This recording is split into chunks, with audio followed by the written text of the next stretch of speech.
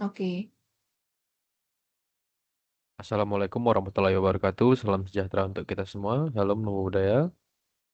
Pada hari ini kami dari kelompok 2, mahasiswa Teknik Sipil Universitas Internasional Batam pada jurusan Teknik Sipil, mata kuliah perencanaan jalan dan jembatan. Pada hari ini kami akan menjelaskan mengenai permasalahan pada perencanaan jembatan Suramadu yang meliputi technical problem, social problem, traffic problem, dan juga finance problem. Berikut adalah anggota kelompok kami. Baik, untuk permasalahan pertama yaitu technical problem akan dijelaskan oleh teman saya. Baik, untuk technical problem Suramadu, pembangunan jembatan Suramadu menghadapi tantangan geoteknik dan fondasi yang tidak sederhana, seperti struktur tiang panjang harus menahan beban berat di atas dasar laut Selat Madura dengan karakteristik tanah bawah laut yang lunak dan heterogen. Hal ini menuntut perhitungan daya dukung fondasi yang sangat presisi serta pengeboran dan pemancangan dengan kontrol kualitas tinggi. Penelitian pengaruh strength reduction tanah clay shell akibat pelaksanaan pemboran terhadap nilai daya dukung pondasi tiang di Jembatan Suramadu menunjukkan bahwa kesalahan dalam penyelidikan tanah dasar laut atau salah estimasi daya dukung bisa menimbulkan risiko kestabilan pondasi. Selain itu, struktur atas jembatan, khususnya bagian baja seperti box girder, sambungan las, dan elemen yang terkena langsung beban lalu lintas sangat rentan terhadap masalah korosi dan kelelahan material. Karena paparan air asin, kelembapan tinggi, dan siklus beban dinamis. Penelitian studi on corrosion fatigue degradation performance of welded top plate U-rib of crossy steel box girder menunjukkan bahwa lingkungan laut mempercepat kerusakan pada sambungan las akibat kombinasi korosi dan beban siklik, sehingga umur lelah struktur dapat menurun drastis jika proteksi dan pemeliharaan tidak optimal. Terakhir, masalah teknis juga muncul pada aspek pemeliharaan dan monitoring jangka panjang, karena jembatan berada di lingkungan laut dengan kondisi korosif dan beban lalu lintas berat.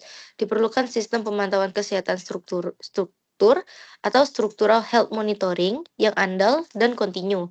Namun, banyak sistem konvensional kesulitan memberikan data real time dengan akurasi tinggi untuk mendeteksi detak struktural, korosi mikro, atau retakan halus, seperti dijelaskan dalam literatur teknik perawatan jembatan laut. Integrasi teknologi sensor, inspeksi otomatis, serta monitoring kondisi dinamis struktur menjadi elemen penting untuk menjaga daya dukung dan keamanan jembatan secara berkelanjutan.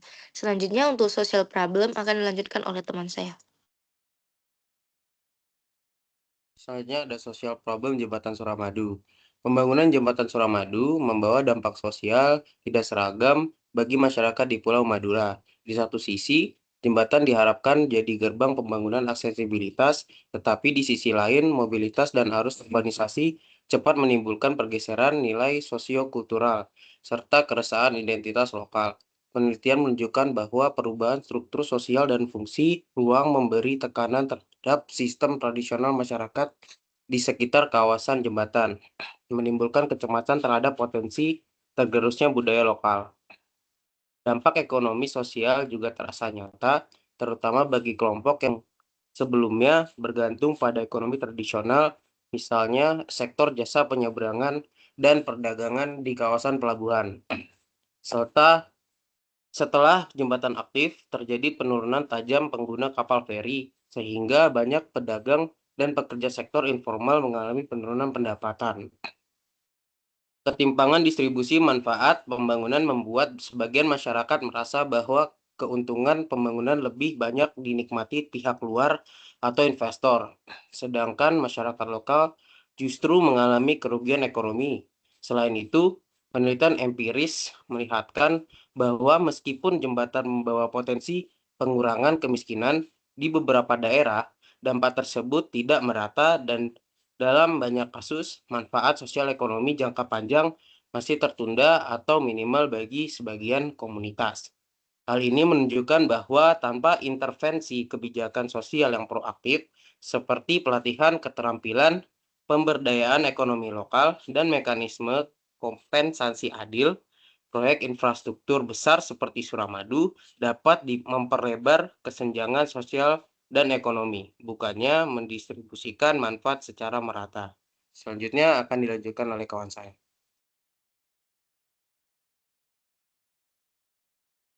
Baik, selanjutnya ada traffic problem Jembatan Suramadu. Traffic problem yang muncul akibat pembangunan dan operasional Jembatan Suramadu terlihat dari perubahan besar pada volume lalu lintas.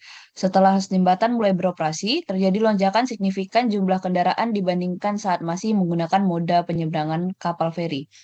Peningkatan ini berdampak langsung terhadap kepadatan lalu lintas di ruas-ruas akses menuju jembatan, baik di sisi Surabaya maupun Madura. Hal ini dibuktikan melalui hasil penelitian Prajitno 2016 yang menunjukkan adanya peningkatan volume lalu lintas secara tajam setelah jembatan Suramadu beroperasi, yang belum sepenuhnya diimbangi oleh kapasitas infrastruktur jalan pendukung. Selain kemacetan, dampak lain dari tingginya volume kendaraan adalah meningkatnya risiko kecelakaan lalu lintas. Tekanan arus kendaraan yang tinggi ditambah dengan perilaku pengemudi dan kondisi kendaraan menjadi faktor utama terjadi gangguan keselamatan di Jembatan Suramadu. Penelitian Wibowo dan Prasetyo tahun 2024 menjelaskan bahwa kondisi kendaraan, faktor manusia, serta kondisi jalan sangat berpengaruh terhadap tingkat keselamatan lalu lintas di kawasan Jembatan Suramadu, khususnya pada kendaraan angkutan barang seperti mobil bak terbuka yang memiliki risiko kecelakaan lebih tinggi. Untuk mengatasi permasalahan lalu lintas tersebut, diperlukan penanganan terpadu melalui peningkatan kapasitas jalan akses, pengendalian kendaraan berat, pemasangan rambu, serta penerangan jalan, dan penguatan pengawasan lalu lintas. Selain itu, edukasi keselamatan berkendara kepada masyarakat menjadi langkah yang penting untuk menekan angka kecelakaan. Tanpa manajemen lalu lintas yang baik, lonjakan kendaraan yang terus meningkat berpotensi menunjukkan kinerja pelayanan jalan dan menghambat fungsi utama Jembatan Suramadu sebagai penghubung strategis antara Surabaya dan Madura. Faktor berikutnya akan dijelaskan oleh teman saya. Baik, berikut ini merupakan finance problem dari Jembatan Suramadu. Pembangunan Jembatan Suramadu sebagai proyek strategis nasional menghadapi tantangan finansial yang kompleks akibat besarnya kebutuhan investasi, ketidakpastian biaya konstruksi, serta dinamika kebijakan pendanaan yang berubah-ubah. Sebagai jembatan terpanjang di Indonesia dengan panjang 5.438 meter dan bentang utama cable stayed di kawasan Laut Dalam, proyek ini membutuhkan anggaran besar yang pada awalnya diperkirakan sekitar 2,48 triliun. Namun kemudian meningkat menjadi lebih dari 4,5 triliun akibat perubahan desain, fluktuasi harga material, perlambatan konstruksi karena faktor alam, serta penyesuaian terhadap standar teknis internasional. Selain itu, pola pendanaan yang semula dirancang melalui skema kerjasama Indonesia dengan Cina, dengan pinjaman lunak dari Cina Exim Bank juga menimbulkan tantangan tersendiri karena proses pencairan dana yang mengalami keterlambatan, verifikasi administratif yang panjang, serta kebutuhan negosiasi terkait kemampuan kontraktor memenuhi spesifikasi teknis. Fragmentasi pembiayaan untuk pembangunan causeway dan approach road yang harus ditanggung oleh pemerintah pusat, pemerintah daerah, dan kontraktor dalam negeri turut mempersulit sinkronisasi jadwal konstruksi dan realisasi di lapangan. Masalah finansial itu semakin terlihat pada tahap pasca konstruksi ketika pemerintah menghapus tarif tol pada 2018 demi mendorong percepatan ekonomi Madura, sehingga menghilangkan potensi pendapatan jangka panjang dan menambah beban APBN untuk biaya operasi serta pemeliharaan yang mencapai puluhan miliar rupiah per tahun. Kondisi ini menunjukkan bahwa finance problem pada Jembatan Suramadu mencakup cost overrun, ketidaktepatan proyeksi anggaran, keterlambatan pencairan dana, serta tingginya beban pemeliharaan jangka panjang. Secara keseluruhan, tantangan tersebut mengindikasikan perlunya perencanaan keuangan yang adaptif, mekanisme pengawasan anggaran yang ketat, dan strategi pendanaan berkelanjutan agar keberfungsian jembatan sebagai infrastruktur vital dapat terjamin secara konsisten dalam jangka panjang. Baik, selanjutnya untuk bagian kesimpulan akan dilanjutkan oleh teman saya. Oke, selanjutnya itu ada kesimpulan. Jadi kesimpulannya itu adalah keberadaan Jembatan Suramadu menunjukkan bahwa proyek infrastruktur laut berskala besar menghadapi tantangan teknis yang kompleks dan membutuhkan penanganan multidisiplin.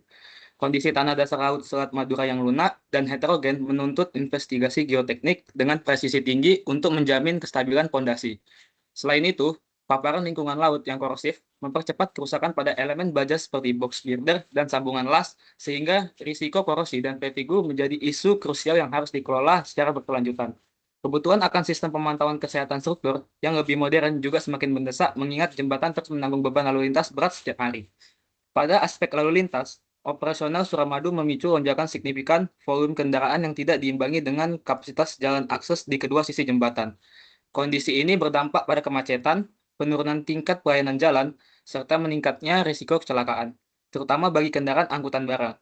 Penelitian menunjukkan bahwa faktor manusia, kualitas kendaraan, dan kondisi jalan berkontribusi langsung terhadap keselamatan lalu lintas di kawasan jembatan, sehingga penanganan komprehensif diperlukan untuk menjaga kinerja jaringan transportasi yang menghubungkan Surabaya dan Madura.